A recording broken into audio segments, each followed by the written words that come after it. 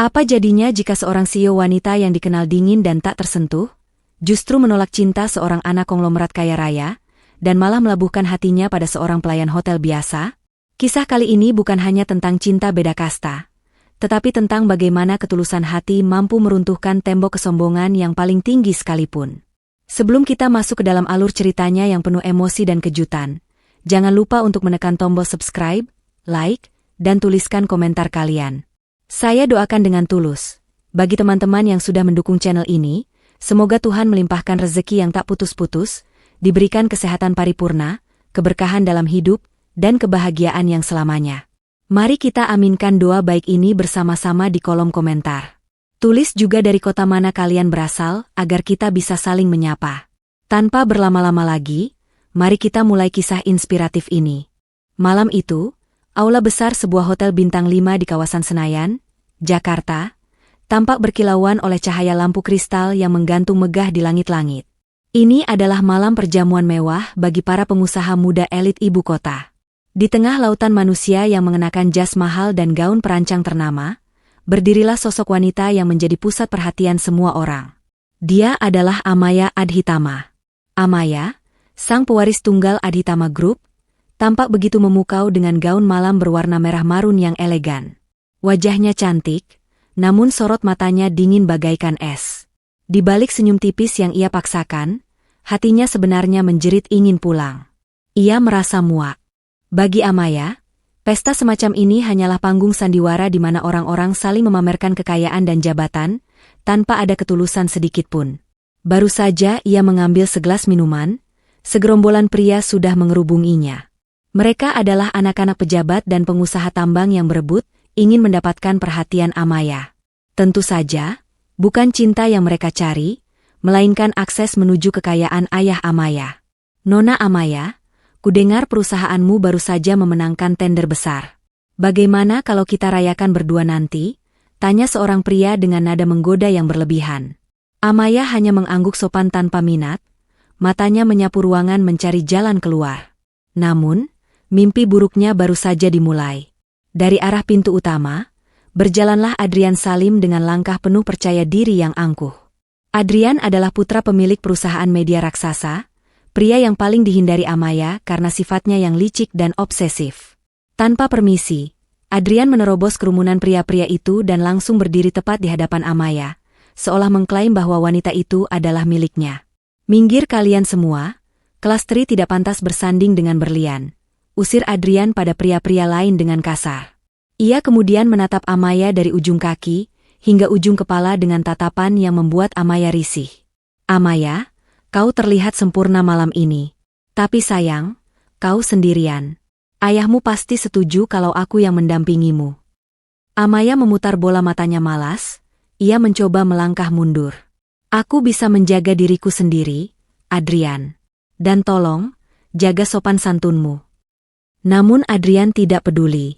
Ia malah tertawa meremehkan, lalu dengan gerakan tiba-tiba, ia mencengkeram pergelangan tangan Amaya dengan cukup kuat. "Ayolah, jangan jual mahal. Semua orang tahu perusahaan ayahmu butuh suntikan dana dari keluargaku. Berdansalah denganku, dan anggap saja itu cicilan hutang budi." Darah Amaya mendidih mendengar ucapan yang merendahkan itu. Di depan ratusan pasang mata, harga dirinya serasa diinjak-injak. Ia mencoba melepaskan tangannya, namun cengkeraman Adrian makin kuat. Napas Amaya memburu, ia merasa sesak dikelilingi oleh tatapan orang-orang yang hanya menonton tanpa berniat menolong. "Lepaskan aku, Adrian. Kau menyakitiku," desis Amaya tajam, namun suaranya tertelan oleh musik orkestra yang bising. "Tidak sebelum kau menurut," bisik Adrian di telinganya dengan nada mengancam. Dalam kepanikan dan kemarahan yang memuncak, Amaya menghentakkan tangannya sekuat tenaga. Gerakan itu begitu keras, hingga membuat gelas minuman di tangan Adrian terlempar, dan isinya nyaris menumpah jas mahalnya. Bunyi gelas pecah memang tidak terdengar karena karpet tebal. Namun kejadian itu sukses membuat suasana di sekitar mereka menjadi hening dan tegang seketika. Semua mata kini tertuju pada mereka berdua. Amaya berdiri gemetar, bukan karena takut, melainkan karena menahan amarah yang sudah diubun-ubun, sementara Adrian menatapnya dengan wajah merah pada menahan malu. Malam yang seharusnya penuh kemewahan itu, kini berubah menjadi neraka bagi Amaya. Suasana di dalam ruangan pesta semakin mencekik leher Amaya. Tatapan tajam dari para tamu undangan dan seringai licik di wajah Adrian membuatnya merasa mual. Tanpa berpikir panjang lagi, Amaya membalikkan badan dan melangkah cepat meninggalkan kerumunan itu. Ia tidak peduli jika dianggap tidak sopan atau sombong. Saat ini, yang ia butuhkan hanyalah udara segar dan kesunyian, jauh dari kepalsuan orang-orang kaya itu. Amaya sengaja menghindari pintu utama yang dipenuhi wartawan dan juru kamera. Ia memilih berbelok tajam menuju pintu akses karyawan di samping dapur. Lorong itu remang-remang dan sepi, kontras sekali dengan kemewahan di ruang pesta tadi. Namun, karena langkahnya yang terburu-buru dan emosi yang meluap, ia tidak memperhatikan jalan. Kaki kanannya terkilir sedikit, dan seketika itu juga terdengar bunyi retakan kecil. Hak sepatu tingginya yang berharga puluhan juta itu patah begitu saja. Tubuh Amaya limbung. Ia nyaris terjatuh mencium lantai jika tangannya tidak sigap menahan dinding. Rasa sakit yang tajam menjalar di pergelangan kakinya, tapi rasa malu dan sakit di hatinya jauh lebih perih. Sang CEO yang angkuh itu akhirnya merosot duduk di lantai lorong yang dingin. Pertahanannya runtuh. Air mata yang sejak tadi ia tahan akhirnya tumpah juga. Ia merasa sangat menyedihkan. Seorang putri raja di kerajaannya sendiri, tapi merasa sendirian dan tak berdaya hanya karena sepatu yang rusak. Tiba-tiba, terdengar suara roda beradu dengan lantai. Amaya tersentak kaget dan buru-buru menyeka air matanya. Ia tidak ingin ada staf hotel yang melihatnya dalam keadaan berantakan seperti ini. Dari ujung lorong, muncul seorang pria berseragam pelayan rapi sedang mendorong troli berisi tumpukan serbet bersih. Pria itu berhenti tepat di depan Amaya. Amaya mendongak, siap untuk memarahi pelayan itu agar segera pergi. Namun, kata-kata kasar itu tertahan di tenggorokan saat melihat sorot mata pria itu. Tidak ada tatapan merendahkan, tidak ada rasa ingin tahu yang berlebihan, dan tidak ada kilatan kamera ponsel untuk memotretnya diam-diam. Pria itu, yang memiliki papan nama, Guntur, di dada kirinya, hanya menatapnya dengan ketenangan yang aneh. Tanpa mengucapkan sepatah kata pun, Guntur merogoh saku apronnya yang lebar. Ia mengeluarkan sepasang sandal hotel berwarna putih yang terlihat empuk dan bersih. Perlahan, ia berlutut di hadapan Amaya, mensejajarkan dirinya dengan wanita yang sedang terluka itu.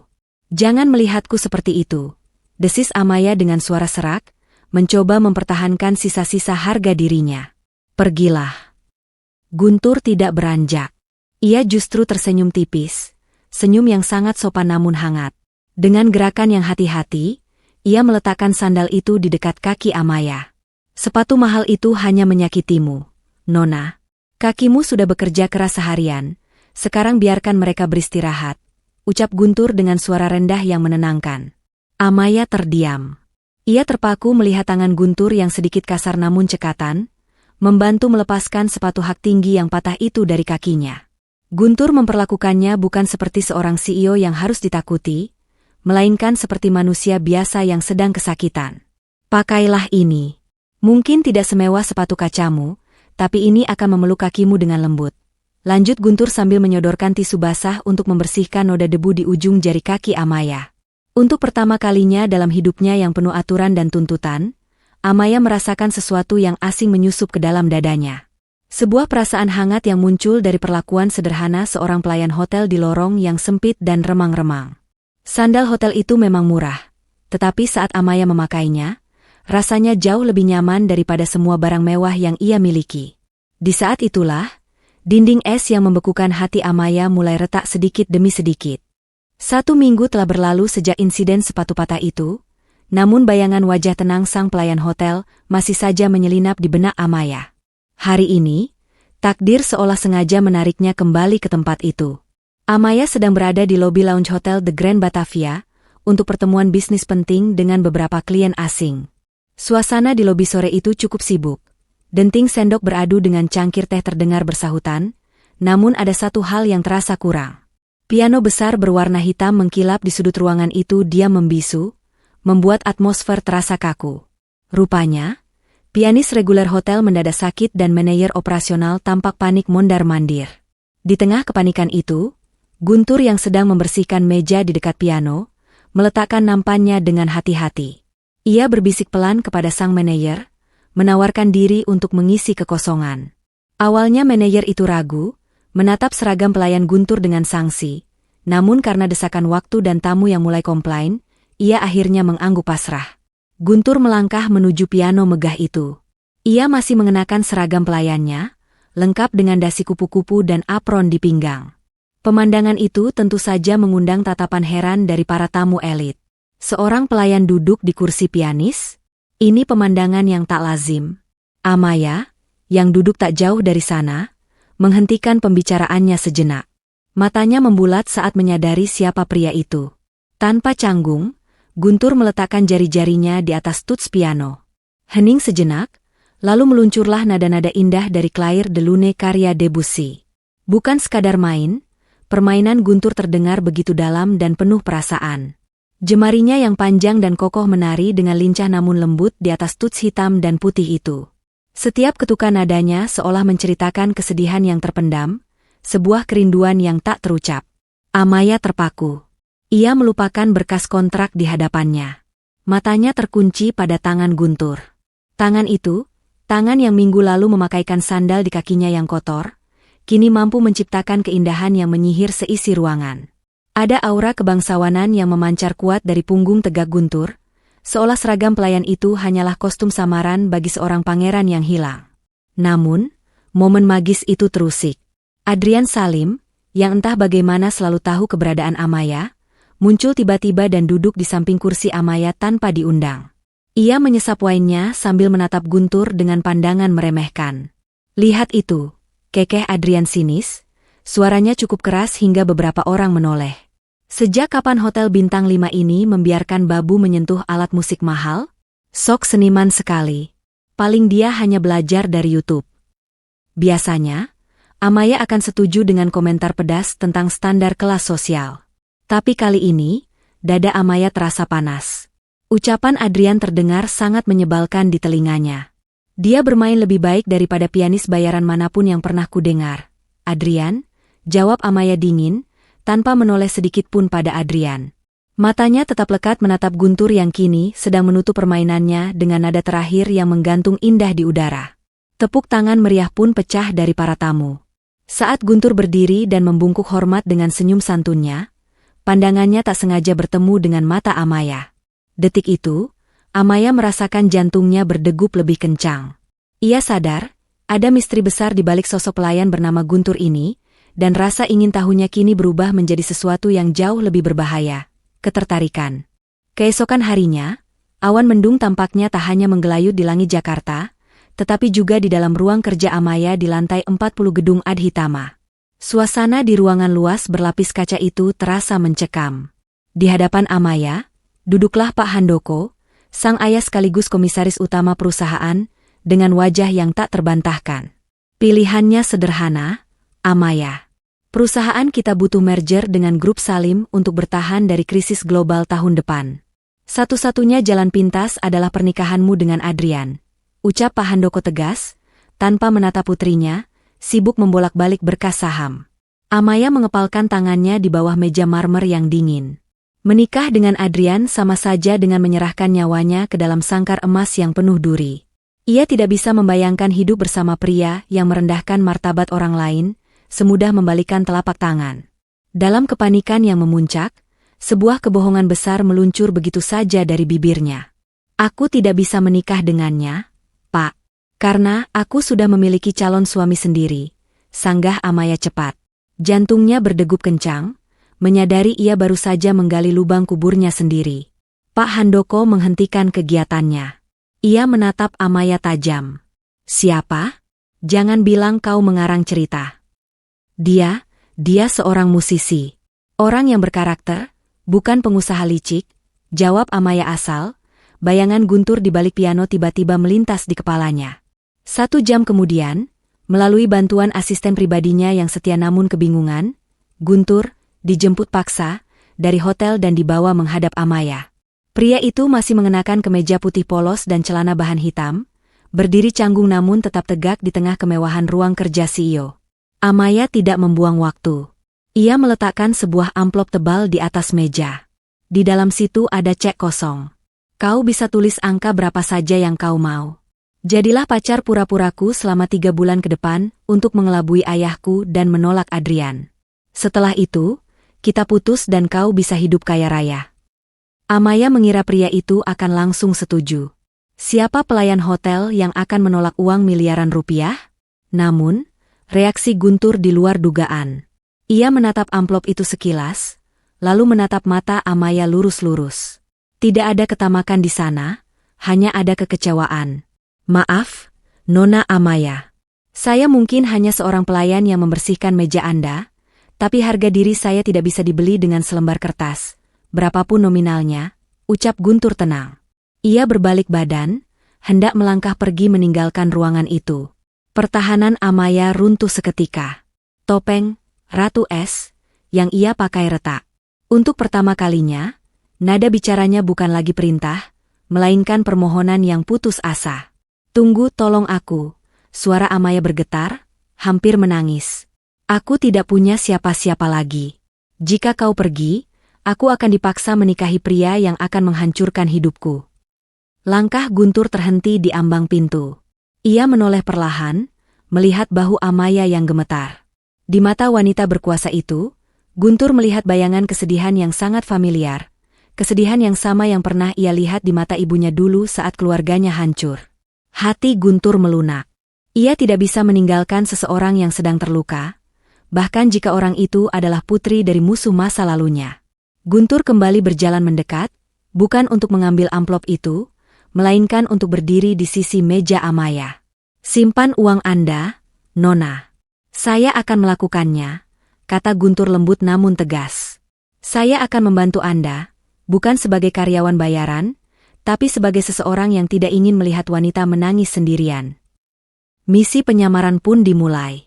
Destinasi pertama mereka adalah sebuah butik eksklusif di Plaza Indonesia, tempat di mana harga selembar sapu tangan bisa setara dengan gaji bulanan seorang karyawan biasa.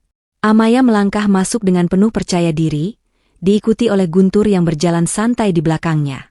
Tujuan Amaya jelas, ia ingin menyulap pelayan hotel yang sederhana ini menjadi sosok eksekutif muda yang meyakinkan di mata ayahnya.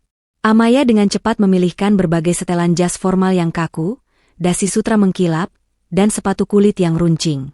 Ia ingin Guntur terlihat seperti kloningan para pengusaha di SCBD pada umumnya. Namun, Guntur dengan sopan menolak pilihan-pilihan itu. Maaf, Nona. Jika Anda ingin saya terlihat percaya diri, izinkan saya memilih pakaian yang membuat saya nyaman, ucap Guntur tenang. Tanpa menunggu persetujuan, ia berjalan menuju rak yang memajang koleksi smart casual. 15 menit kemudian, tirai ruang ganti tersiba. Amaya yang sedang sibuk mengecek ponselnya, mendongak dan seketika itu juga jarinya membeku di atas layar. Napasnya tercekat. Di hadapannya kini bukan lagi Guntur si pelayan hotel. Pria itu mengenakan turtleneck berwarna navy yang membalut tubuh atletisnya dengan pas, dipadukan dengan celana bahan abu-abu dan long coat berwarna krem yang disampirkan santai di bahu. Tidak ada kesan kaku, yang ada hanyalah aura elegan yang natural, seolah Guntur memang terlahir untuk mengenakan pakaian mahal itu. Bagaimana? Apakah ini cukup pantas untuk mendampingi seorang CEO? Tanya Guntur sambil merapikan lengan bajunya. Amaya tidak bisa menjawab. Wajahnya terasa panas. Ia baru menyadari bahwa pria yang selama ini ia anggap remeh memiliki bahu yang bidang dan postur yang sangat gagah. Keheningan canggung itu dipecahkan oleh suara riang seorang pramuniaga wanita yang menghampiri mereka. Wah, pasangan yang serasi sekali. Kalian terlihat seperti pengantin baru yang mau bulan madu ke Eropa. Bapaknya ganteng, ibunya cantik. Wajah Amaya memerah padam seperti kepiting rebus. Ia gelagapan, lidahnya keluh untuk membantah. Tubuhnya kaku seperti patung. Melihat kepanikan di wajah bosnya, Guntur langsung mengambil alih situasi. Dengan gerakan yang sangat luwes, ia melingkarkan lengannya di pinggang ramping Amaya, menarik tubuh wanita itu merapat ke sisinya. Amaya tersentak kaget. Jantungnya berdegup tak karuan merasakan kehangatan tubuh Guntur yang begitu dekat. Guntur menundukkan wajahnya, mendekatkan bibirnya ke telinga Amaya, lalu berbisik dengan nada menggoda namun jenaka. Senyum sedikit, Nona bos. Jangan cemberut begitu. Nanti mbaknya curiga kalau pacarmu yang tampan ini ternyata cuma sewaan, dan kita bisa kehilangan diskon member. Mendengar bisikan itu, rasa gugup Amaya perlahan mencair berganti menjadi rasa geli yang aneh. Ia pun memaksakan sebuah senyuman, meski hatinya berantakan. Di depan cermin besar butik itu, mereka berdiri bersisian. Untuk pertama kalinya, Amaya tidak melihat pantulan seorang CEO yang kesepian, melainkan seorang wanita yang sedang dilindungi oleh pasangannya. Malam itu, langit Jakarta di kawasan Kuningan tampak cerah, namun badai justru sedang berkecamuk di meja nomor 1 sebuah restoran mewah di atap gedung pencakar langit. Makan malam yang seharusnya menjadi ajang perkenalan itu berubah menjadi medan perang dingin. Di satu sisi meja, duduk Adrian dan Pak Handoko yang menatap penuh selidik. Di sisi lain, Amaya duduk dengan punggung tegang di samping Guntur yang tampak tenang luar biasa. Adrian, yang merasa posisinya terancam, tidak membuang waktu untuk melancarkan serangan. Ia sengaja memesan menu fine dining yang rumit dan anggur termahal, berharap Guntur akan terlihat canggung dan kampungan. Namun, Guntur justru memperlakukan peralatan makan perak itu seolah itu adalah perpanjangan tangannya sendiri. Tidak ada denting garpu yang berisik, tidak ada salah tingkah. Merasa gagal mempermalukan lewat etika makan, Adrian mengubah strateginya. Ia meletakkan gelas anggurnya dengan keras. Amaya bilang kau seorang musisi. Biasanya seniman itu hidupnya tidak teratur dan tidak paham uang. Apa kau tahu, industri pariwisata kita sedang lesu? Kalau kau jadi CEO, apa yang akan kau lakukan? Atau kau hanya tahu cara memetik gitar? Tanya Adrian dengan nada mengejek yang kental. Amaya hendak membuka mulut untuk membela, tapi tangan hangat Guntur menyentuh lengan wanitanya pelan di bawah meja, memberi isyarat agar ia diam. Guntur menyeka mulutnya dengan serbet, lalu menatap Adrian dan Pak Handoko bergantian dengan sorot mata tajam seorang intelektual.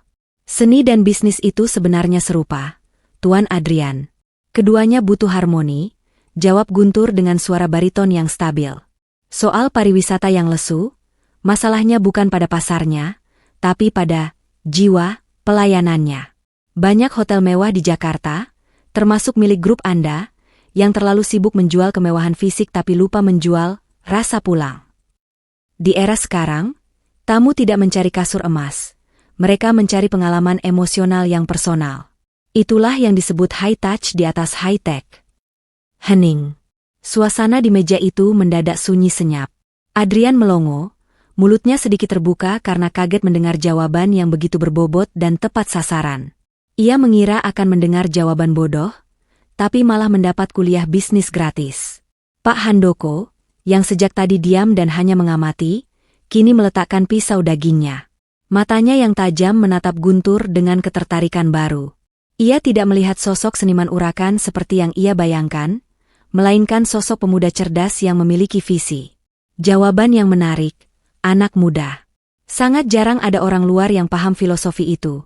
Gumam Pak Handoko, sudut bibirnya sedikit terangkat, sebuah senyum persetujuan yang sangat langka. Amaya menatap ayahnya, lalu beralih menatap profil samping wajah Guntur dengan rasa kagum yang membuncah. Jantungnya berdesir hebat.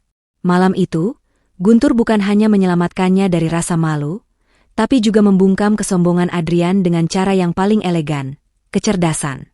Makan malam yang menegangkan itu akhirnya usai. Namun, pertunjukan mereka belum boleh berakhir. Untuk meyakinkan publik dan mata-mata Adrian yang mungkin masih mengawasi, Guntur tidak langsung mengantar Amaya pulang. Ia justru mengajak sang CEO turun dari menara gadingnya untuk menikmati sisi lain Jakarta yang belum pernah ia sentuh. Mereka berjalan kaki menyusuri trotoar menuju jembatan penyeberangan orang, JPO, pinisi di kawasan Sudirman.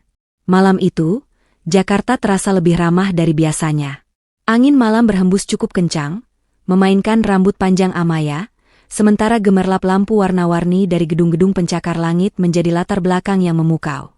Di atas jembatan yang berbentuk kapal itu, Amaya berhenti sejenak, memandang kota yang biasanya ia lihat dari balik kaca mobil mewah. Perutku bunyi, gerutu Amaya pelan sambil memegang perut ratanya, wajahnya cemberut. Gara-gara Adrian, aku jadi tidak nafsu makan steak tadi. Guntur terkekeh pelan, suara tawanya terdengar renyah di telinga. Kalau begitu, mari kita makan malam yang sebenarnya, Nona. Bukan makanan hotel yang porsinya sedikit tapi harganya selangit, tapi makanan yang bisa memeluk perut. Tanpa menunggu persetujuan, Guntur menarik lembut tangan Amaya menuju sebuah kedai tenda roti bakar yang cukup terkenal di dekat kawasan itu. Awalnya, Amaya ragu. Seorang CEO Adhitama Group duduk di bangku plastik pinggir jalan, namun, aroma harum mentega yang mendesis di atas wajan panas dan lelehan coklat membakar habis gengsinya. Pesanan pun datang, setangkup roti bakar tebal dengan isian coklat keju yang melimpah ruah. Amaya yang kelaparan melupakan semua aturan table manner yang selama ini ia agungkan. Ia menggigit roti panas itu dengan lahap. Tanpa ia sadari, lelehan selai coklat menempel di sudut bibirnya, membuat wajah tegas sang Ratu Es tiba-tiba terlihat sangat polos dan menggemaskan seperti anak kecil yang baru pulang sekolah. Guntur tidak menegurnya. Ia hanya diam mengamati Amaya dengan tatapan yang berubah menjadi sangat lembut. Ada rasa hangat yang menjalar di dadanya melihat sisi manusiawi dari bosnya itu. Perlahan, Guntur mengulurkan tangannya menyeberangi meja kecil itu. Dengan ibu jarinya yang kasar namun hangat, ia menyeka noda coklat di sudut bibir Amaya. Gerakannya begitu pelan, begitu hati-hati, seolah kulit Amaya terbuat dari porselen yang rapuh. Pelan-pelan, Nona. Rotinya tidak akan lari kemana-mana, bisik Guntur lembut. Matanya terkunci lurus ke manik mata Amaya. Amaya membeku. Kunyahannya terhenti. Waktu seolah berhenti berputar di sekitar mereka. Suara bising knalpot kendaraan dan obrolan pengunjung lain mendadak senyap di telinga Amaya. Yang bisa ia rasakan hanyalah sentuhan ibu jari Guntur di wajahnya, dan detak jantungnya sendiri yang berpacu liar tak terkendali.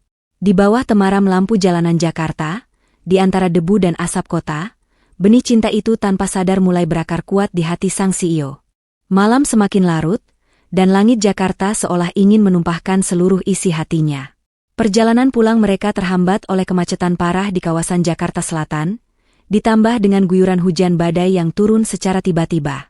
Di dalam kabin mobil mewah Amaya yang kedap suara, suasana terasa begitu sunyi, hanya dipecahkan oleh suara wiper yang bergerak panik menyapu kaca depan dan hantaman air hujan yang deras di atap mobil. Tiba-tiba, sebuah kilatan cahaya putih menyilaukan membelah langit, disusul oleh suara dentuman Guntur yang sangat keras menggelegar, seolah bumi sedang retak. Ag! Amaya tersentak hebat di kursi penumpangnya. Wajahnya pucat pasi, tangannya mencengkeram sabu pengaman dengan sangat erat hingga buku-buku jarinya memutih. Di balik sosok CEO yang tak kenal takut itu, ternyata Amaya menyimpan ketakutan masa kecil yang besar terhadap suara petir. Tubuhnya sedikit gemetar, matanya terpejam rapat menunggu dentuman berikutnya. Guntur, yang berada di balik kemudi, langsung menyadari kepanikan itu. Tanpa bertanya, tangannya bergerak tenang menuju dashboard. Ia tidak mematikan mesin, melainkan menyalakan sistem audio mobil. Alunan musik jazz instrumental yang lembut perlahan memenuhi ruangan mobil, volume dinaikkan secukupnya, cukup keras untuk menyamarkan suara gemuruh di luar, namun cukup pelan untuk tetap terdengar menenangkan. Guntur menoleh ke samping, menatap profil wajah Amaya yang masih tegang. Amaya. Panggil Guntur dengan suara rendahnya yang berat dan meneduhkan, berusaha memecah fokus ketakutan wanita itu. Nama yang sangat indah dan unik. Kalau saya tidak salah ingat, dalam bahasa Jepang, Amaya memiliki arti hujan di malam hari. Benar kan? Amaya membuka matanya perlahan, napasnya masih sedikit memburu. Ia menoleh, terkejut karena pelayan hotel ini mengetahui hal sedetail itu. Iya, ibuku sangat menyukai hujan. Dia bilang hujan itu membawa ketenangan. Guntur tersenyum simpul, matanya kembali menatap jalanan yang basah, namun kata-katanya tertuju lurus ke hati Amaya. Pantas saja kita dipertemukan malam ini, Nona. Nama saya Guntur. Dan coba Anda perhatikan, secara alami, di mana ada hujan deras, di situ pasti ada Guntur yang menyertai. Amaya tertegun mendengar kalimat itu. Rasa takutnya pada suara petir di luar sana perlahan menguap, digantikan oleh rasa hangat yang menjalar aneh di dadanya. Guntur melanjutkan ucapannya, kali ini nadanya terdengar seperti sebuah janji sakral. Mungkin itu cara Tuhan memberitahu kita. Saya, Guntur, ditakdirkan untuk selalu ada di dekat Anda, memastikan, hujan, Anda tidak pernah turun sendirian. Jadi, jangan takut lagi. Selama saya ada di sini, gemuruh ini hanya akan menjadi musik pengiring, bukan ancaman. Untuk sesaat, Amaya merasa waktu berhenti. Di tengah badai yang mengamuk di luar sana, ia justru merasa berada di tempat paling aman di dunia. Filosofi sederhana tentang nama mereka itu seolah menjadi mantra yang menyihir hatinya. Malam itu, Amaya sadar, ia tidak lagi membenci petir, karena petir itu telah membawakan pelindung baginya. Sementara benih-benih asmara mulai tumbuh di dalam mobil yang hangat itu, suasana yang jauh berbeda justru sedang terjadi di sebuah ruangan kantor pribadi yang dingin dan gelap di kawasan Jakarta Pusat. Adrian Salim duduk di kursi kulitnya yang besar, asap rokok mengepul tipis dari sela-sela jarinya. Di hadapannya, berdiri seorang pria berjaket kulit, seorang detektif swasta bayaran yang baru saja menyelesaikan tugas kotornya. "Kau yakin data ini akurat?" tanya Adrian sambil melempar sebuah map tebal berwarna coklat ke atas meja. Matanya menyiratkan ketidaksabaran. 100%, Tuan Adrian, jawab detektif itu yakin. Sangat sulit melacak jejaknya karena dia sengaja menghapus semua profil digitalnya sejak 5 tahun lalu. Dia hidup seperti hantu. Tapi, ijazah dan akta kelahirannya tidak bisa berbohong. Adrian membuka map itu dengan kasar. Lembar demi lembar ia balik. Awalnya, wajahnya tampak bosan. Namun ketika matanya menangkap sebuah nama lengkap dan foto masa lalu targetnya, sebuah seringai licik perlahan terukir di bibirnya. Tawa jahat yang tertahan akhirnya meledak, menggema di ruangan sunyi itu. "Luar biasa," gumam Adrian, matanya berbinar licik seolah baru saja menemukan harta karun. Ternyata, pelayan rendahan itu bukan orang sembarangan. Dia adalah bom waktu yang siap meledak. Di dalam berkas itu tertulis jelas, Guntur bukanlah sekadar pelayan lulusan SMA. Ia adalah Guntur Wijaya, lulusan terbaik jurusan manajemen perhotelan dari universitas bergengsi di Swiss. Namun, fakta yang jauh lebih mengejutkan adalah asal-usul keluarganya. Guntur adalah putra tunggal dari mendiang Bapak Wijaya, pemilik asli Hotel Wijaya, sebuah hotel legendaris di Jakarta yang 10 tahun lalu bangkrut secara tragis setelah dipaksa merger dan diambil alih secara agresif oleh Adhitama Group, perusahaan milik ayah Amaya. Adrian menyandarkan punggungnya, otaknya yang licik mulai merangkai skenario mematikan. Ia tahu betul sejarah kelam itu. Ayah Guntur meninggal karena serangan jantung tepat di hari penandatanganan akuisisi, meninggalkan Guntur sebatang kara dengan tumpukan hutang. Siapa sangka, dunia ini begitu sempit, desis Adrian sambil menatap foto Guntur di berkas itu. Pelayan yang dicintai Amaya ternyata adalah anak dari musuh bebuyutan ayahnya sendiri. Bagi Adrian, informasi ini adalah senjata pemusnah massal. Ia tidak peduli apakah Guntur mendekati Amaya karena cinta tulus atau dendam. Yang ia tahu, ia bisa memutarbalikkan fakta ini untuk menghancurkan kepercayaan Amaya hingga berkeping-keping. Dengan informasi ini, Adrian yakin ia bisa menyingkirkan Guntur selamanya dan memaksa Amaya kembali ke pelukannya. Rencana jahat untuk pesta ulang tahun perusahaan besok malam pun mulai disusun dengan rapi. Malam puncak perayaan ulang tahun ke-50 Adhitama Group berlangsung dengan kemegahan yang luar biasa. Ballroom hotel disulap menjadi lautan bunga dan cahaya keemasan.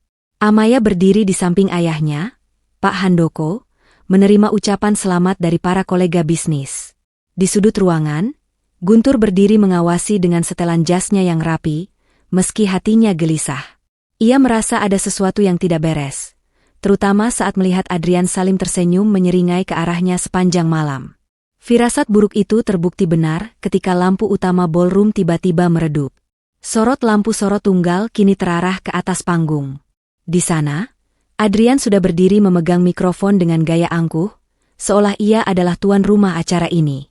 "Selamat malam, hadirin sekalian," suara Adrian menggema melalui speaker ke seluruh penjuru ruangan. "Sebelum kita memotong kue ulang tahun perusahaan, saya memiliki sebuah hadiah istimewa untuk keluarga Adhitama. Sebuah kejutan yang akan menyelamatkan perusahaan ini dari parasit yang bersembunyi di balik topeng." Amaya mengerutkan kening. Ia menatap Adrian dengan bingung. Apa yang sedang direncanakan pria itu? Adrian menjentikkan jarinya. Layar LED raksasa di belakang panggung yang tadinya menampilkan logo perusahaan, kini berubah gambar. Muncul sebuah foto dokumen lama, akta kelahiran, dan foto keluarga yang menampilkan seorang anak laki-laki bersama seorang pria parubaya di depan sebuah hotel lama. "Perkenalkan," seru Adrian sambil menunjuk Guntur yang berdiri kaku di sudut ruangan. Pria yang kalian kenal sebagai kekasih Amaya ini, sebenarnya adalah Guntur Wijaya. Putra tunggal dari mendiang Bapak Wijaya, pemilik hotel yang dulu bangkrut dan hancur karena akuisisi paksa oleh Adhitama Group 10 tahun lalu. Suara terkejut dan bisik-bisik langsung berdengung memenuhi ruangan bagaikan lebah. Ratusan pasang mata kini tertuju pada Guntur. Wajah Amaya pucat pasi, darah seolah surut dari wajahnya. Ia menoleh kaku ke arah Guntur, berharap pria itu akan tertawa dan mengatakan ini semua lelucon. Tapi Adrian belum selesai.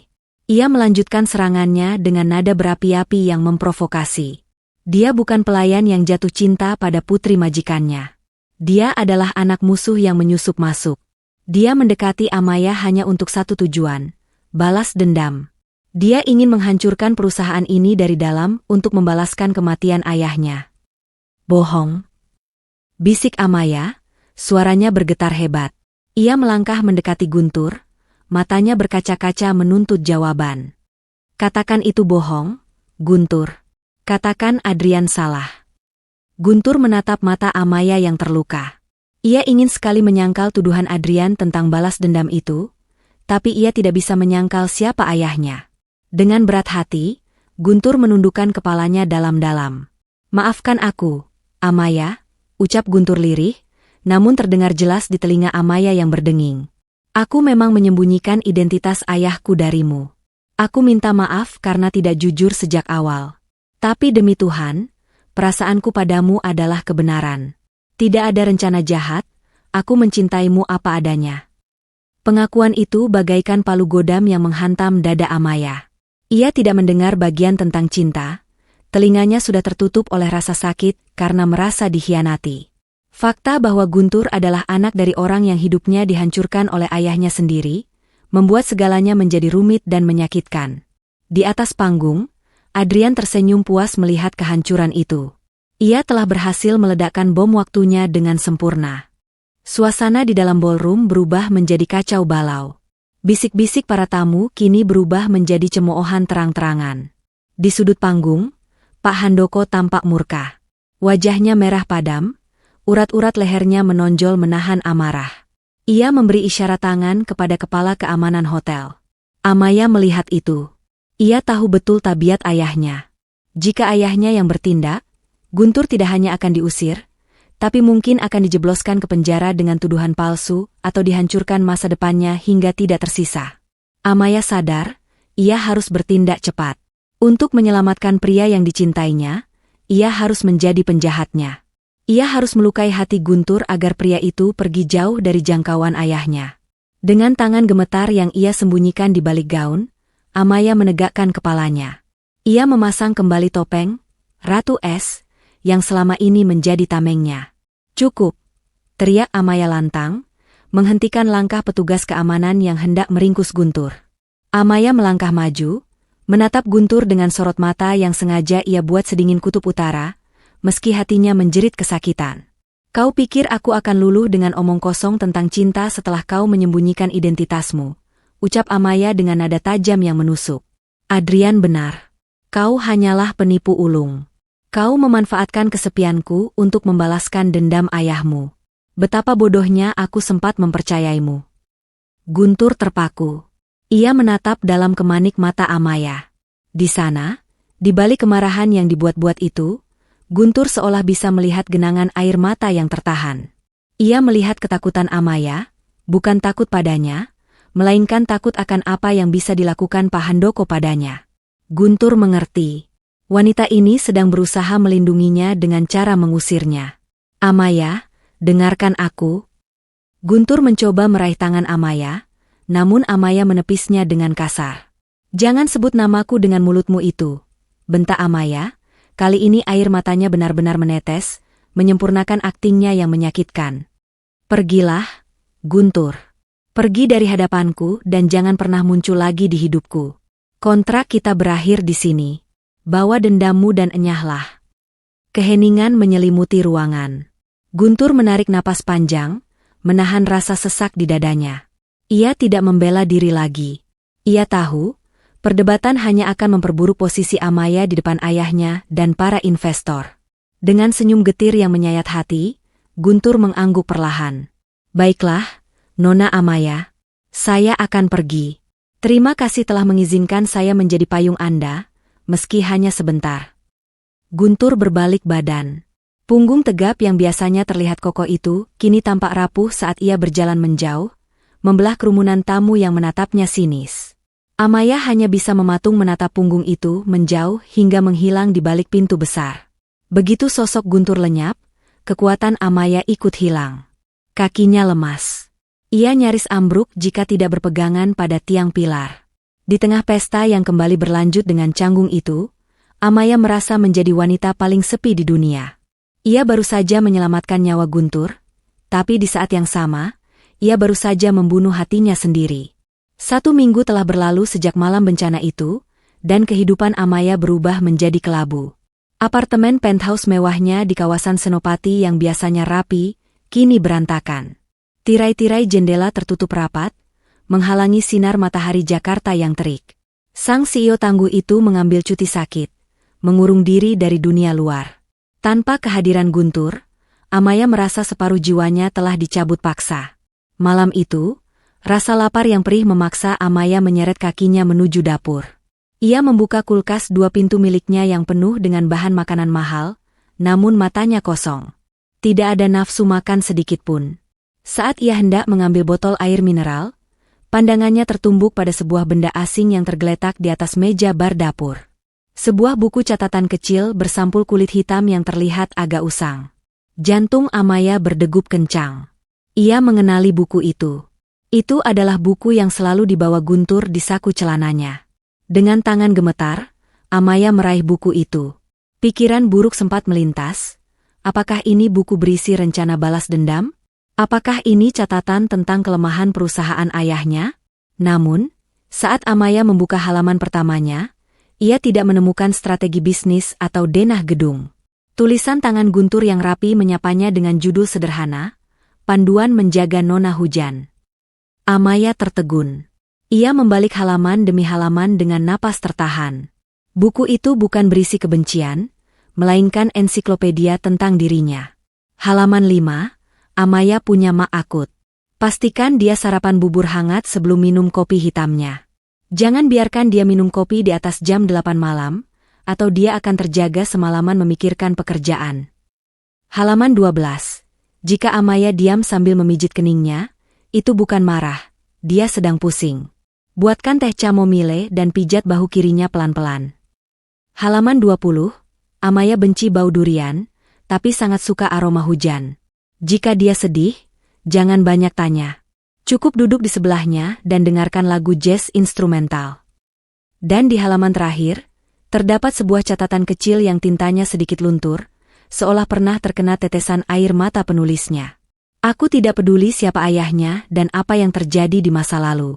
Yang aku tahu, aku mencintai Amaya. Tugasku di dunia ini sederhana. Memastikan dia tersenyum, meski dunia sedang tidak ramah padanya. Pertahanan Amaya hancur lebur. Buku catatan itu terlepas dari tangannya, jatuh ke lantai marmer. Tubuh Amaya merosot, ia menangis terseduh-seduh di lantai dapur yang dingin. Tuduhan Adrian, kemarahan ayahnya, semua itu salah besar. Guntur tidak pernah berniat jahat. Pria itu mencintainya dengan cara yang begitu detail, tulus, dan tanpa syarat. Sesuatu yang bahkan tidak pernah dilakukan oleh ayahnya sendiri. Malam itu, di tengah isak tangisnya yang memilukan, Amaya sadar bahwa ia telah melakukan kesalahan terbesar dalam hidupnya. Ia telah mengusir satu-satunya malaikat pelindungnya. Waktu seolah menjadi musuh terbesar Amaya saat itu. Jarum jam di dinding terus berdetak tanpa ampun. Melalui informasi dari asisten pribadinya yang setia, Amaya mengetahui bahwa Guntur memesan tiket kereta eksekutif terakhir menuju Yogyakarta yang akan berangkat kurang dari 1 jam lagi. Tanpa membuang waktu untuk berganti pakaian atau berdandan, Amaya menyambar kunci mobil sportnya. Jalanan Jakarta sore itu macet parah, seolah semesta sedang menguji kesungguhan hatinya. Amaya membanting setir, mengambil jalur tikus, bahkan nekat menerobos lampu kuning. Pikirannya hanya satu, dia tidak boleh terlambat. Jika kereta itu berangkat, mungkin dia akan kehilangan Guntur selamanya. Sesampainya di pelataran parkir stasiun Gambir, Amaya memarkir mobilnya sembarangan. Ia melompat keluar, berlari sekuat tenaga menuju pintu keberangkatan. Suara hak sepatu tingginya beradu keras dengan lantai marmer stasiun, menciptakan irama kepanikan yang menggema. Napasnya memburu, keringat dingin membasahi pelipisnya. Rambutnya yang biasanya tertata rapi kini berantakan, namun ia tidak peduli. Perhatian, kereta api tujuan Yogyakarta akan segera diberangkatkan dari jalur 3. Suara pengumuman dari pengeras suara itu terdengar bagaikan vonis mati di telinga Amaya. Tunggu. Jangan berangkat dulu, teriak Amaya dalam hati, kakinya memaksakan diri berlari menaiki eskalator, menabrak bahu beberapa penumpang yang menghalangi jalannya. Maaf. Permisi. Di peron jalur 3, kereta sudah membunyikan peluit panjangnya. Pintu-pintu gerbong mulai tertutup satu persatu. Mata Amaya menyapu liar ke sepanjang peron yang dipadati orang-orang yang melambaikan tangan perpisahan. Tidak ada Guntur. Apakah dia sudah masuk? Apakah dia sudah terlambat? Rasa putus asa mulai mencekik lehernya. Amaya nyaris menyerah dan jatuh terduduk. Ketika matanya menangkap sosok familiar yang duduk sendirian di bangku beton paling ujung, jauh dari keramaian. Pria itu mengenakan jaket denim lusuh, menunduk menatap tas ransel di kakinya. Guntur. Teriak Amaya sekuat tenaga, suaranya pecah mengatasi kebisingan mesin kereta. Sosok itu tersentak. Guntur menoleh, matanya membulat tak percaya melihat wanita yang dicintainya berdiri di sana dengan napas terengah-engah dan penampilan berantakan. Amaya berlari menghampirinya, tidak peduli pada tatapan heran orang-orang. Ia berhenti tepat di depan Guntur, dadanya naik turun menahan tangis dan lelah. Kamu pembohong, seru Amaya dengan suara bergetar, air matanya mulai menetes lagi. Kamu bilang Guntur ditakdirkan untuk selalu menemani hujan. Kamu janji akan menjaga agar hujan tidak turun sendirian. Lalu kenapa sekarang kamu mau pergi? Kenapa kamu mau meninggalkan hujanmu sendirian di sini? Guntur tertegun. Tas ransel di tangannya terlepas jatuh ke lantai. Ia melihat ketulusan dan ketakutan yang nyata di mata Amaya. Tanpa kata-kata, Guntur melangkah maju dan langsung menarik tubuh mungil Amaya ke dalam pelukannya yang erat. Amaya menangis terisak di dada bidang Guntur, memukul pelan dada pria itu untuk melampiaskan kekesalannya. Jangan pergi, tolong jangan pergi. Guntur membenamkan wajahnya di puncak kepala Amaya, menghirup aroma rambut wanita itu dalam-dalam. Aku tidak akan pergi, Amaya. Aku pikir kamu sudah tidak butuh payung lagi. Maafkan aku tidak akan kemana-mana. Di tengah hiruk-pikuk stasiun Gambir, di antara suara peluit kereta dan derap langkah penumpang, dua hati yang sempat terpisah itu akhirnya bertaut kembali. Pelukan itu menjadi jawaban atas segala keraguan. Kereta tujuan Yogyakarta pun berangkat perlahan meninggalkan stasiun. Namun kali ini, ia pergi tanpa membawa Guntur di dalamnya. Perjalanan dari stasiun Gambir menuju kediaman utama keluarga Adhitama di kawasan Menteng terasa sangat hening, namun bukan keheningan yang canggung. Tangan kiri Guntur menggenggam erat tangan kanan Amaya di atas persneling mobil sepanjang jalan, seolah menyalurkan kekuatan satu sama lain. Mereka tahu, ujian sesungguhnya baru akan dimulai. Menghadapi Pak Handoko bukan sekadar menghadapi seorang ayah, melainkan menghadapi tembok raksasa yang dibangun dari ego dan kekuasaan puluhan tahun. Sesampainya di rumah besar bergaya kolonial itu, suasana terasa mencekam. Para pelayan menunduk takut melihat nona muda mereka pulang dengan mata sembab sambil menggandeng tangan seorang pria yang tempo hari dipermalukan di pesta. Tanpa mempedulikan tatapan mereka, Amaya menarik Guntur menaiki tangga melingkar menuju ruang kerja ayahnya di lantai 2. Amaya, kamu yakin? Bisik Guntur pelan tepat di depan pintu kayu jati yang kokoh itu. Aku tidak ingin hubunganmu dan ayahmu hancur karenaku. Amaya menatap Guntur mantap, nyala api tekad berkobar di matanya. Hubunganku sudah rusak sejak dia memaksaku menjadi boneka bisnisnya. Hari ini, aku akan memperbaikinya dengan caraku sendiri. Dengan napas panjang, Amaya mendorong pintu berat itu hingga terbuka lebar. Di dalam ruangan yang beraroma tembakau mahal dan kertas tua itu, Pak Handoko berdiri membelakangi pintu, menatap keluar jendela besar yang menghadap ke taman belakang. Sosoknya terlihat kaku dan angkuh. Papa, panggil Amaya lantang, suaranya tidak lagi bergetar seperti dulu. Aku membawa Guntur kembali. Pak Handoko berbalik perlahan. Wajah tuanya tampak lelah, garis-garis kerutan di dahinya semakin dalam sejak malam pesta itu. Tatapannya langsung terkunci pada Guntur yang berdiri tegap di samping putrinya. Sebelum ayahnya sempat bicara, Amaya meletakkan kartu akses perusahaan dan kunci mobil dinasnya di atas meja kerja ayahnya dengan bunyi klak yang nyaring. Kalau papa masih membencinya karena masa lalu yang bukan salahnya, maka papa juga harus membuangku, ucap Amaya tegas. Ambil kembali jabatan CEO itu. Ambil semua saham dan fasilitas mewah ini. Aku lebih memilih hidup sederhana bersama pria yang tulus mencintaimu, daripada hidup bergelimang harta tapi mati rasa di bawah aturan papa. Guntur terkejut melihat pengorbanan Amaya. Ia hendak maju untuk menengahi, Pak Handoko, saya. Diam, potong Pak Handoko, namun nadanya tidak meledak-ledak seperti biasanya. Suaranya justru terdengar serak dan berat. Pak Handoko melangkah perlahan mendekati Guntur. Langkahnya gontai, tidak segagah biasanya. Ia berhenti tepat 1 meter di depan Guntur. Suasana ruangan itu begitu sunyi, hingga suara detak jam dinding terdengar seperti palu hakim. Amaya menahan napas, siap pasang badan jika ayahnya melayangkan tamparan atau cacian. Namun, Pak Handoko tidak mengangkat tangannya. Ia justru memicingkan matanya, menatap lurus ke dalam mata Guntur. Tatapan itu bukan tatapan kemarahan, melainkan tatapan seseorang yang sedang melihat hantu dari masa lalu. Ia meneliti setiap inci wajah Guntur, dari rahangnya yang tegas, hidungnya yang mancung, hingga sorot matanya yang tenang namun tajam. Bahu Pak Handoko yang tegap perlahan merosot turun. Pertahanan dirinya runtuh.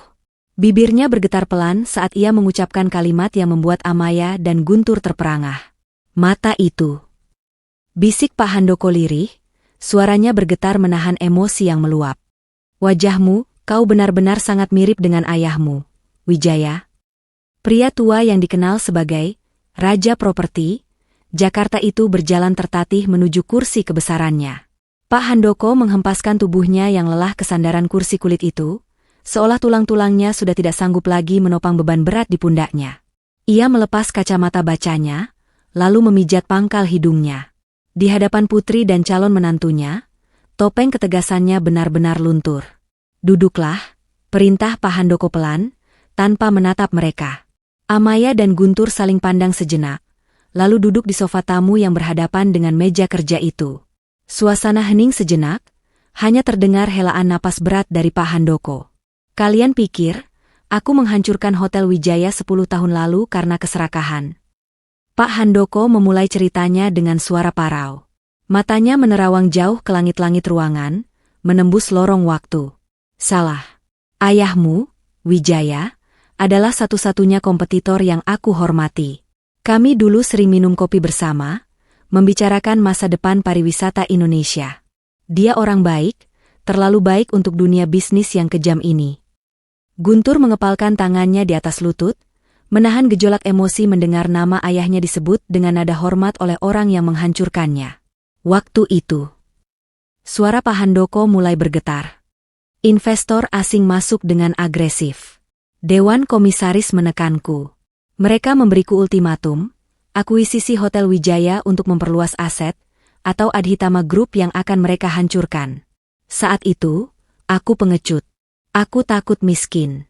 Aku takut kehilangan kerajaanku. Jadi, aku memilih untuk memakan sahabatku sendiri daripada aku yang dimakan. Air mata tua menetes dari sudut mata Pak Handoko yang keriput. Ia menatap Guntur dengan pandangan penuh penyesalan. Hari ketika ayahmu terkena serangan jantung di ruang rapat itu, adalah hari di mana aku juga mati rasa. Aku menang, Guntur. Aku mendapatkan hotelnya, tanahnya, asetnya. Tapi aku kehilangan jiwaku. Sejak hari itu, aku dihantui rasa bersalah. Aku mencoba mencari keluarganya, mencari anak laki-lakinya untuk menebus dosa. Tapi kalian menghilang seperti ditelan bumi. Amaya menutup mulutnya dengan tangan, air mata mengalir deras. Ia tidak pernah tahu sisi kelam ayahnya ini. Ia selalu mengira ayahnya adalah monster tanpa hati. Ternyata ayahnya hanyalah manusia biasa yang tersesat oleh ketakutan. Pak Handoko bangkit perlahan dari kursinya, berjalan memutar meja, dan berdiri tepat di depan Guntur. Ia tidak lagi terlihat seperti raksasa yang menakutkan, melainkan hanya seorang pria tua yang kesepian dan penuh dosa. Saya tidak membencimu, nak. Saat melihatmu di pesta itu, Saya marah bukan karena kamu pelayan. Saya marah karena melihat wajahmu mengingatkan saya pada dosa terbesar saya. Saya takut karma itu akhirnya datang menjemput. Pak Handoko menundukkan kepalanya dalam-dalam di hadapan Guntur, sebuah pemandangan yang tak pernah terbayangkan oleh siapapun. Sang konglomerat meminta ampun pada seorang mantan pelayan. Maafkan saya, Guntur. Maafkan saya. Keheningan menyelimuti ruang kerja itu pasca pengakuan dosa Pak Handoko. Hanya suara isak tangis tertahan dari Amaya yang terdengar di sudut sofa. Guntur masih terdiam, mencoba mencerna permintaan maaf dari pria yang selama ini menjadi sosok antagonis dalam sejarah keluarganya. Namun, Pak Handoko belum selesai. Dengan langkah berat, ia berjalan menuju sebuah lukisan besar bergambar pemandangan sawah di dinding. Ia menggeser lukisan itu, menampakkan sebuah brankas besi yang tertanam kokoh di tembok. Jari-jarinya yang keriput dengan gemetar menekan kombinasi angka. Terdengar bunyi klik logam yang berat saat kunci terbuka.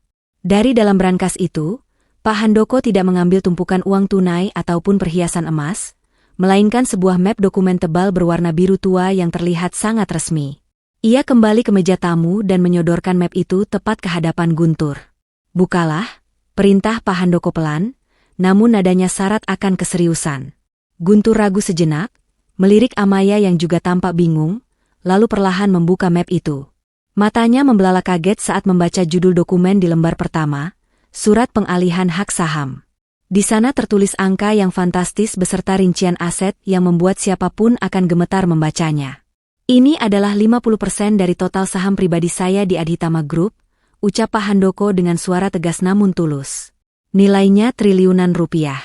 Ini bukan sogokan agar kamu melupakan masa lalu, dan ini juga bukan hadiah pernikahan untuk calon menantuku." Pak Handoko menatap Guntur lurus-lurus, sorot matanya menyiratkan penebusan. "Ini adalah pengembalian hak. Dulu, saya mengambil aset ayahmu, Wijaya, secara paksa demi ambisi saya. Sekarang, sebelum saya mati, saya ingin mengembalikannya kepadamu, putranya. Anggap saja ini adalah dividen dan bunga yang tertunda selama 10 tahun. Ambillah, Nak. Hancurkan perusahaan ini jika kamu mau, atau jual sahamnya dan pergilah hidup mewah. Itu hakmu sepenuhnya." Amaya terpekik kecil, menutup mulutnya tak percaya. Ayahnya, orang yang paling pelit dan obsesif soal kekuasaan, kini menyerahkan separuh nyawanya begitu saja. Guntur menatap dokumen itu lama, lalu beralih menatap wajah tua yang penuh penyesalan di depannya. Hatinya bergejolak. Rasa amarah yang dulu sempat ada, kini perlahan padam, tergantikan oleh rasa tanggung jawab yang besar. Ia menutup map itu perlahan dengan bunyi buk pelan, lalu menggesernya sedikit ke tengah meja, tidak langsung mengambilnya. "Saya tidak bisa menerima ini jika hanya sebagai alat penebus rasa bersalah, Pak," ucap Guntur dengan nada tenang yang berwibawa. Pak Handoko terkejut, wajahnya pias. "Kenapa? Apa ini masih kurang? Kau masih membenciku?" Guntur menggeleng pelan, lalu tersenyum tipis, senyum yang memancarkan kedewasaan luar biasa. "Bukan, Pak. Tapi saya ingin menerima ini sebagai modal kerjasama. Saya tidak butuh uangnya untuk berfoya-foya. Saya butuh kesempatan untuk membuktikan bahwa visi ayah saya dan visi Bapak bisa bersatu. Saya terima saham ini, tapi bukan untuk menghancurkan Adhitama. Mari kita bangun kembali apa yang sempat hancur, bukan sebagai musuh, tapi sebagai mitra." Mendengar jawaban itu, bahu Pak Handoko berguncang hebat. Ia menangis haru, air mata mengalir di pipi tuanya. Pria tua itu kemudian mengulurkan tangannya yang gemetar, bukan untuk menunjuk atau memerintah, tapi untuk menjabat tangan pemuda di depannya. Guntur berdiri dan menyambut jabatan tangan itu dengan erat dan hormat. Di detik itu, di ruangan yang menjadi saksi bisu banyak intrik bisnis, perang dingin selama 1 dekade akhirnya berakhir dengan perdamaian yang jantan. 6 bulan telah berlalu sejak badai di keluarga Adhitama mereda. Kini, fokus mereka berpindah ke dataran tinggi puncak, Bogor, di mana udara sejuk dan kabut tipis menyelimuti area konstruksi seluas 5 hektar. Disinilah mimpi besar itu sedang dibangun, The Wijaya Heritage Resort, sebuah proyek ambisius yang menggabungkan visi modern Amaya dengan sentuhan budaya klasik warisan ayah Guntur. Siang itu, matahari bersinar malu-malu di balik awan. Suara deru mesin kren dan ketukan palu para pekerja menjadi musik latar yang sibuk. Amaya, yang biasanya tampil anggun dengan sepatu hak tinggi di lantai marmer, kini terlihat berbeda. Ia mengenakan rompi keselamatan berwarna oranye mencolok, celana jeans, dan helm proyek putih yang sedikit kebesaran di kepalanya. Di tangannya, terbentang lembaran biru cetak biru masterplan resor yang tertiup angin kencang pegunungan. Aduh, anginnya kencang sekali. Bagaimana aku bisa mengecek letak lobi utamanya kalau kertasnya terbang terus begini? Gerutu Amaya sambil berusaha menahan ujung kertas yang berkibar liar menutupi wajah cantiknya. Ia tampak kewalahan, berputar-putar mencari posisi yang pas. Tiba-tiba, sepasang tangan kekar melingkar dari belakang tubuhnya, menahan kedua sisi kertas itu dengan kokoh. Amaya tersentak, punggungnya menabrak dada bidang seseorang yang hangat. Aroma parfum maskulin bercampur keringat kerja yang khas langsung menyapa indera penciumannya. Itu Guntur. Sini, biar aku bantu pegang, Bu Bos, bisik Guntur tepat di samping telinga Amaya, suaranya rendah dan menggoda. Posisi mereka kini terlihat seolah Guntur sedang memeluk Amaya dari belakang. Lihat itu, lanjut Guntur sambil menunjuk ke arah bukit dengan dagunya yang hampir menyentuh bahu Amaya. Utara di sebelah sana, sayang. Kalau kamu baca petanya terbalik seperti tadi, nanti tamu kita malah masuk lewat dapur, bukan lobi. Wajah Amaya memerah padam, lebih merah dari rompi yang dipakainya. Aku tahu. Aku cuma sedang mengetes arah angin. Elaknya gengsi, meski bibirnya menahan senyum malu. Pemandangan romantis di tengah debu proyek itu, tentu saja tidak luput dari mata jahil para kuli bangunan yang sedang istirahat di atas scaffolding. Sweet, sweet. Siulan panjang terdengar bersahutan. Waduh, semen belum kering, tapi cinta Pak Guntur dan Bu Amaya sudah lengket banget nih. Dunia serasa milik berdua, yang lain cuma ngontrak ya, Pak. Guntur tertawa lepas sambil melambaikan tangan pada para pekerjanya, sementara Amaya menyembunyikan wajahnya di balik kertas denah karena malu setengah mati. Saat jam istirahat makan siang tiba, tidak ada restoran mewah atau layanan room service. Amaya dan Guntur duduk bersisian di atas tumpukan kayu balok, menyantap nasi bungkus padang dengan lauk rendang.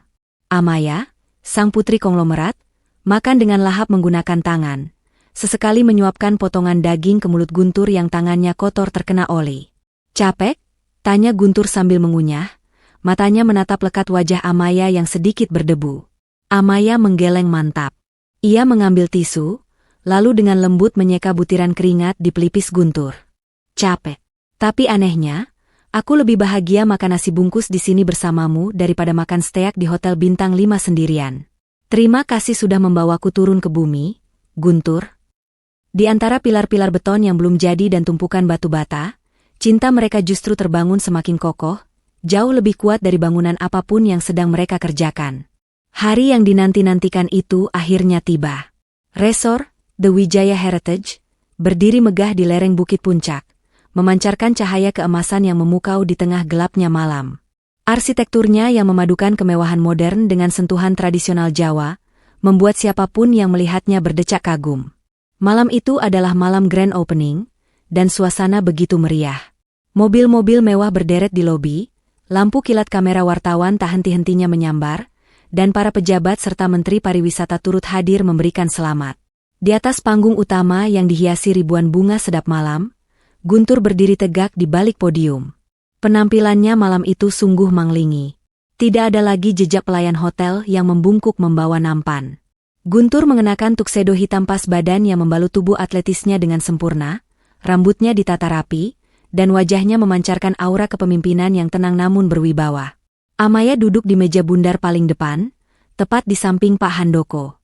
Ia mengenakan gaun sutra berwarna biru malam, menatap sosok pria di panggung itu dengan mata berbinar-binar. Hatinya membuncah oleh rasa bangga yang tak terlukiskan. Pria yang dulu dihina dan diusir, kini berdiri sebagai direktur utama yang dihormati semua orang. Guntur mendekatkan mikrofon ke bibirnya, suara baritonnya menggema memenuhi ruangan yang seketika hening. Hadirin sekalian, Guntur memulai pidatonya dengan tenang. Banyak arsitek bilang bahwa gedung ini indah karena desainnya yang rumit. Banyak ekonom bilang bisnis ini sukses karena strategi pasarnya yang jitu. Tapi, izinkan saya jujur malam ini. Semua kemegahan yang Anda lihat di sekeliling kita hanyalah tumpukan batu dan semen yang mati. Guntur berhenti sejenak, matanya menyapu ruangan lalu berhenti tepat di wajah Amaya. Tatapan mereka terkunci, seolah dunia di sekitar mereka memudar. Gedung ini bisa berdiri kokoh, karena memiliki fondasi yang kuat di dalam tanah. Begitu juga dengan saya. Saya bisa berdiri di sini, bukan karena saya hebat, tapi karena ada seorang wanita luar biasa yang menjadi fondasi hidup saya saat saya hancur tak bersisa. Suasana ruangan menjadi sangat emosional. Para tamu wanita mulai menahan napas, terhanyut oleh kata-kata Guntur. Dia adalah wanita yang membalut luka di kaki saya saat saya terjatuh, dan membalut luka di hati saya saat saya kehilangan arah. Dialah Amaya, sang hujan, yang datang membasahi tanah gersang di jiwa saya. Tanpa hujan darinya, benih mimpi saya tidak akan pernah tumbuh. Amaya, terima kasih karena tidak pernah menyerah pada pria sederhana ini. Kamu bukan hanya partner bisnisku, kamu adalah rumah tempatku pulang, dan satu-satunya mahakarya terindah dalam hidupku. Amaya tidak sanggup lagi menahan air matanya. Ia menutup mulut dengan tangan, menangis haru di tengah tepuk tangan gemuruh yang membahana di seluruh ruangan. Pak Handoko menepuk bahu putrinya dengan bangga, sementara para tamu undangan memandang Amaya dengan tatapan iri sekaligus kagum. Pidato itu bukan sekadar laporan bisnis. Itu adalah surat cinta yang dibacakan di hadapan dunia. Pesta masih berlangsung meriah di dalam ballroom, namun Guntur perlahan menarik tangan Amaya, membawanya menyelinap keluar dari kerumunan tamu yang sibuk berdansa. Mereka berjalan menyusuri jalan setapak berbatu yang membelah taman pribadi di sisi tebing resor. Jauh dari hingar-bingar musik dan sorot lampu kamera, suasana di sini begitu tenang dan syahdu. Udara dingin puncak menusuk kulit, namun genggaman tangan Guntur yang hangat membuat Amaya merasa nyaman. Mereka tiba di sebuah gazebo kayu jati yang menghadap langsung ke lembah. Di kejauhan, lampu-lampu kota Bogor berkelap-kelip bagaikan hamparan permata yang tumpah ke bumi. Di atas kepala mereka, langit malam tampak cerah, bertaburan ribuan bintang tanpa penghalang polusi cahaya ibu kota. Guntur tidak menyalakan lampu gazebo, membiarkan cahaya bulan dan bintang menjadi penerang alami mereka malam itu. Guntur mengajak Amaya duduk bersisian di bangku panjang. Ia tidak melakukan adegan berlutut yang klise, seperti di film-film romantis. Baginya, cinta mereka adalah tentang kesetaraan, tentang duduk sejajar menghadapi dunia bersama. Guntur memutar tubuhnya menghadap Amaya, menatap wajah wanita yang dicintainya itu dengan intensitas yang membuat jantung Amaya berdebar kencang. Amaya, panggil Guntur lembut, jemarinya merapikan anak rambut yang tertiup angin di wajah Amaya. Malam ini resor kita sudah resmi dibuka. Tapi bagiku, ada satu hal lagi yang belum resmi. Sesuatu yang jauh lebih penting dari semua aset properti ini. Amaya menatapnya dengan mata berbinar penasaran. Apa itu? Guntur merogoh saku jasnya dan mengeluarkan sebuah kotak kecil beludru berwarna biru tua, warna kesukaan Amaya. Ia membukanya perlahan. Di dalamnya, tidak ada berlian raksasa yang menyilaukan mata, melainkan sebuah cincin emas putih dengan desain yang sangat elegan. Sebuah batu safir biru kecil yang dikelilingi ukiran berbentuk tetesan air hujan. Sederhana, namun penuh makna. Gajiku sebagai direktur utama mungkin sudah cukup untuk membelikanmu berlian sebesar biji jagung. Tapi aku memilih ini, ucap Guntur sambil tersenyum tulus. Safir biru ini melambangkan hujan MU, dan emas putih ini melingkarkannya, menjaganya agar tetap utuh. Guntur mengambil tangan kiri Amaya, menatap manik matanya dalam-dalam. Amaya Adhitama, maukah kamu membiarkan guntur ini terus bergemuruh di dalam hatimu selamanya? Maukah kamu menjadi istriku, menjadi satu-satunya tempatku pulang saat dunia sedang ribut? Air mata bahagia langsung tumpah membasahi pipi Amaya. Tenggorokannya tercekat oleh rasa haru yang membuncah. Ia tidak sanggup berkata-kata, hanya bisa mengangguk mantap berkali-kali sambil terisak pelan. Ya, aku mau, Guntur. Jadilah gunturku selamanya, bisik Amaya dengan suara parau. Guntur menyematkan cincin itu di jari manis Amaya. Pas sekali.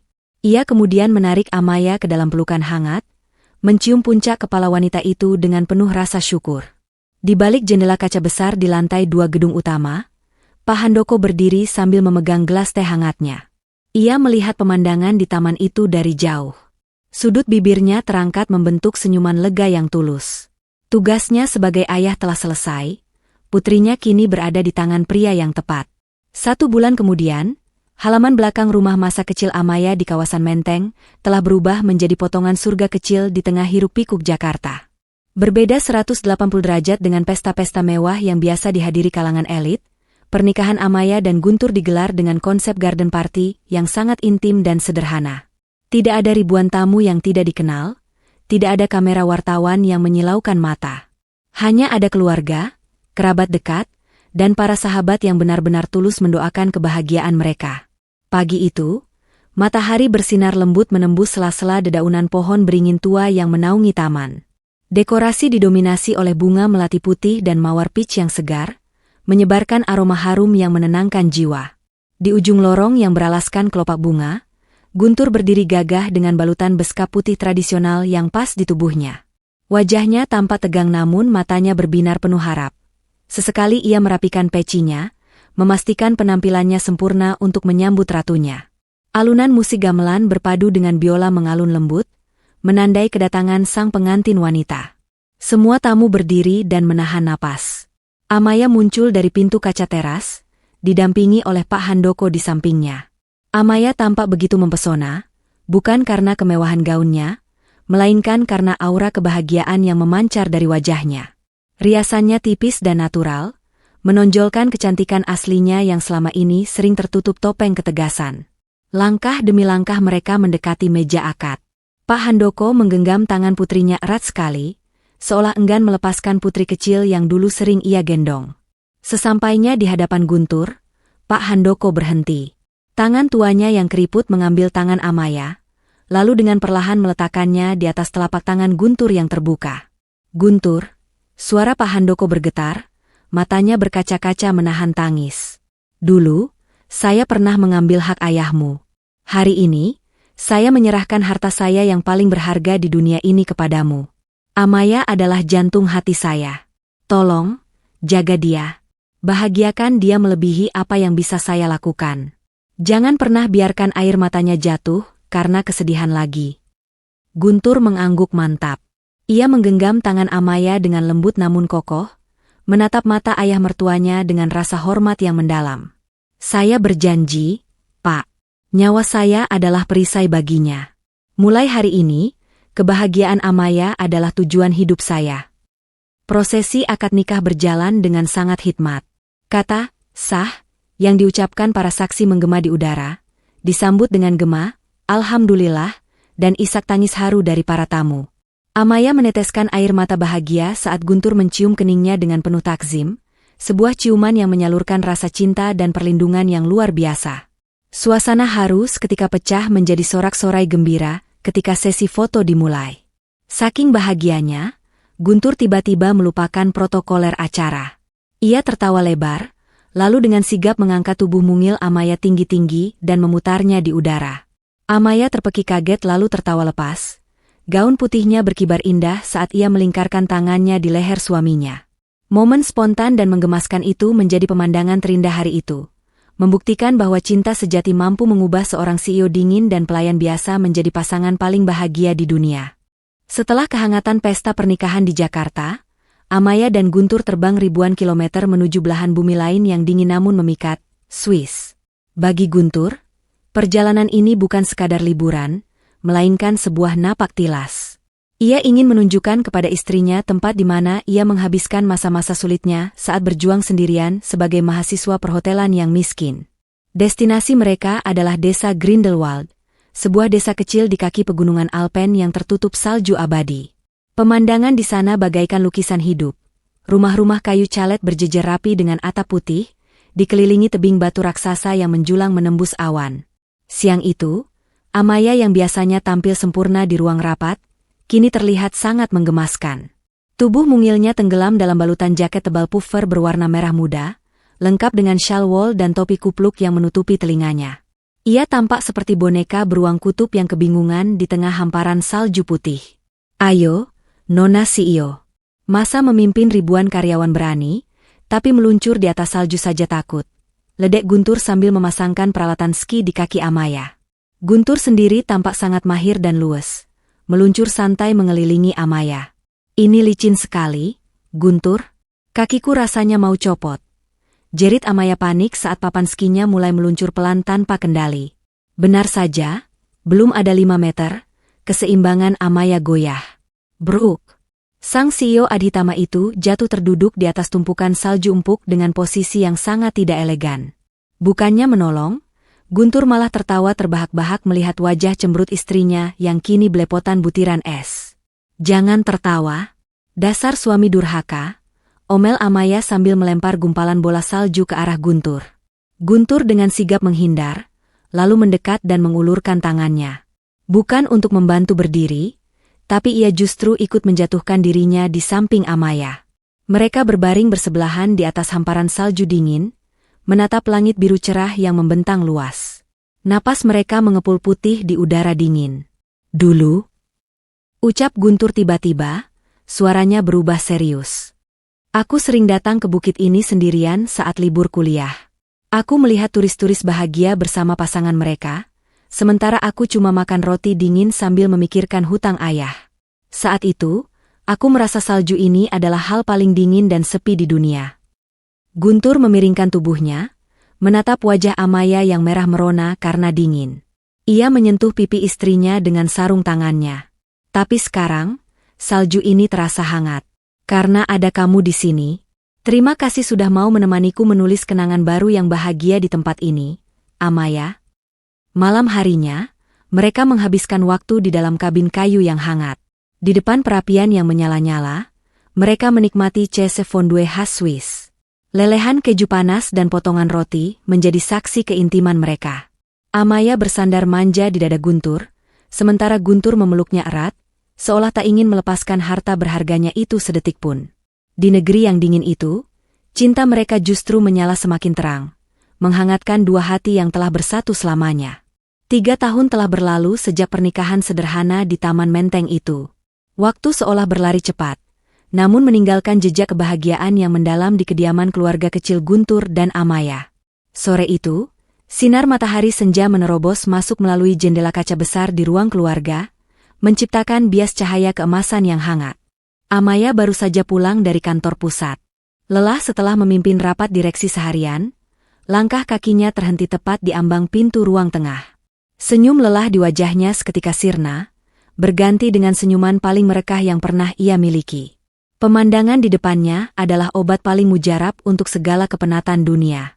Di depan piano hitam legendaris yang dulu menjadi saksi bisu pertemuan pertama mereka, duduklah Guntur. Namun kali ini, ia tidak sendiri. Di pangkuannya, duduk seorang bocah laki-laki berusia 2 tahun yang gemuk dan menggemaskan, dengan pipi bulat kemerahan yang mirip sekali dengan Amaya. Jari-jari mungil bocah itu menekan tuts piano secara acak, menciptakan nada-nada sumbang yang lucu, sementara Guntur dengan sabar membimbing tangan kecil itu mengikuti irama lagu anak-anak. Ayo, jagoan papa, tekan yang ini. Do, re, mi. Guntur bernyanyi pelan, matanya berbinar penuh kasih sayang menatap putra semata wayang mereka. Lagi, Pak, lagi, seru bocah itu dengan tawa renyah yang memenuhi seisi rumah. Amaya menyandarkan tubuhnya di bingkai pintu, melipat kedua tangannya di dada. Matanya berkaca-kaca karena haru. Dulu, ia berpikir kebahagiaan itu berbentuk angka 0 yang berderet di rekening bank atau jabatan tertinggi di perusahaan. Dulu, ia adalah Ratu Es, yang kesepian di puncak Menara Gading, menolak semua pria karena takut terluka. Siapa sangka, kebahagiaan sejatinya justru ia temukan pada sosok pelayan hotel yang pernah ia remehkan. Tanpa sadar, Guntur menoleh dan mendapati istrinya sedang berdiri mematung di sana. Mama pulang, seru Guntur riang. Bocah kecil itu langsung melompat turun dari pangkuan ayahnya dan berlari terhuyung-huyung menghampiri Amaya. Mama ah. Amaya berjongkok, merentangkan kedua tangannya lebar-lebar, dan menyambut pelukan hangat dari dua laki-laki paling berharga dalam hidupnya. Guntur ikut memeluk mereka berdua dari belakang, mengecup puncak kepala Amaya dengan lembut. Capek kerja, Bu Bos? Bisik Guntur menggoda. Amaya menggeleng, menenggelamkan wajahnya di dada bidang suaminya. Tidak lagi, karena aku sudah pulang ke rumahku yang sesungguhnya. Kisah cinta mereka mengajarkan kita satu hal penting. Cinta sejati tidak memandang seragam apa yang kau pakai atau seberapa tebal dompetmu. Cinta adalah tentang menemukan seseorang yang bersedia menjadi guntur yang menemani saat hujan, badai melanda hidupmu, dan tetap setia hingga pelangi muncul. Amaya dan Guntur membuktikan bahwa ketika ketulusan berbicara, perbedaan kasta hanyalah ilusi semata. Itulah akhir kisah perjalanan cinta Amaya dan Guntur yang penuh liku, air mata, dan kebahagiaan. Bagaimana menurut sahabat Ken Arok Productions? Apakah kisah ini membuat hati kalian hangat? Pelajaran berharga apa yang bisa kalian ambil dari perjuangan Guntur dan keberanian Amaya? Tuliskan pendapat terbaik kalian di kolom komentar di bawah ya. Jangan lupa untuk menekan tombol subscribe, like, dan bagikan video ini kepada orang-orang tersayang agar mereka juga bisa merasakan indahnya kisah ini. Terima kasih sudah setia mendengarkan cerita kami. Sampai jumpa di kisah-kisah inspiratif selanjutnya yang tak kalah seru. Tetaplah menebar kebaikan, dan semoga kalian semua menemukan cinta sejati kalian. Wassalamualaikum warahmatullahi wabarakatuh.